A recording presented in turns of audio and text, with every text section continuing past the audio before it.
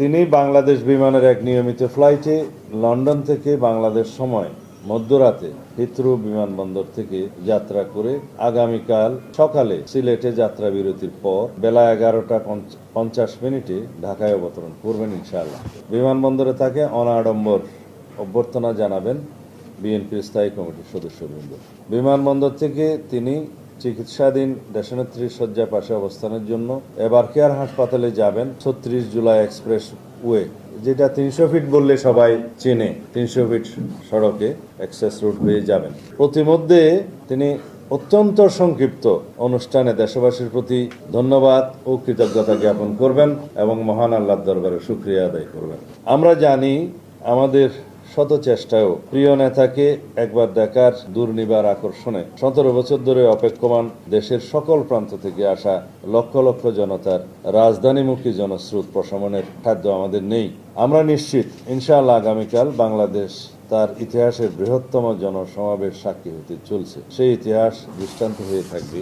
আপনারা সর্বোচ্চ ধৈর্য ও শৃঙ্খলার পরিচয় দিতে প্রমাণ করুন আপনারা আমাদের প্রিয় নেতাকে কতটা গভীর ভালোবাসায় অভিষিক্ত করতে সক্ষম। এই বিশাল আয়োজনে আমাদের মিডিয়া সতীর্থ হিসেবে আপনারা এই যাবৎ যে সহযোগিতা প্রমাণ রেখেছেন সেই জন্য জানাই গভীর কৃতজ্ঞতা এবং আগামীতে সেটা অব্যাহত রাখার অনুরোধ জানাই।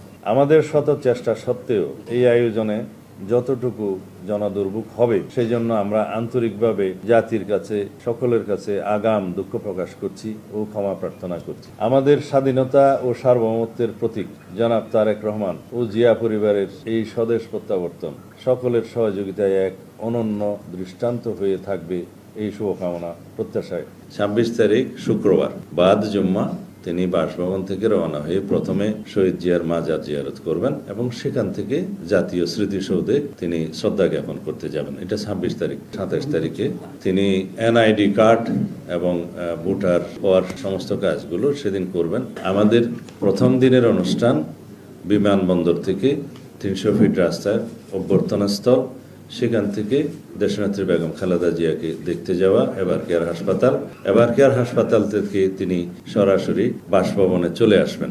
তখন বিমানবন্দর সড়ক হয়ে কাকলের মোড় হয়ে গুলশান 2 নম্বর হয়ে তিনি বাসভবনে চলে আসবেন। সেদিন আর অন্য কোনো অনুষ্ঠান হবে না।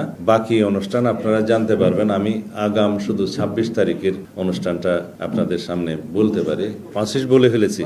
26 তারিখ শুক্রবার বাদ জুম্মা তিনি বাসভবন থেকে রওনা হয়ে প্রথমে শহীদ জিয়ার মাজার জিয়ারত করবেন এবং সেখান থেকে জাতীয় স্মৃতিসৌধে তিনি শ্রদ্ধা জ্ঞাপন করতে যাবেন। এটা 26 তারিখ।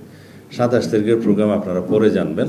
সেদিন অন্যান্য অনুষ্ঠানের মধ্যে আমি শুধু আপনাদেরকে আগাম টাইমিং ছাড়া এখন বলতে পারি যে আমাদের সেদিনের অনুষ্ঠানের মধ্যে 27 তারিখে তিনি এনআইডি কার্ড এবং ভোটার হওয়ার সমস্ত কাজগুলো সেদিন করবেন। এইটুক 26 তারিখের অনুষ্ঠান, সেটা আপনাদেরকে জানানো হবে আগে যথাসময়ে। আমি 25-এর অনুষ্ঠান বললাম, 26 তারিখেরটা বলে দিলাম। তারপরের অনুষ্ঠানগুলো আপনারা শুধু জানেন যে 27 তারিখ তিনি এনআইডি কার্ড করবেন, ভোটার করবেন, সেদিন ঈশ্বর সময়, সেটা আপনারা যথাসময়ে টাইম অ্যান্ড প্লেস জানতে পারবেন।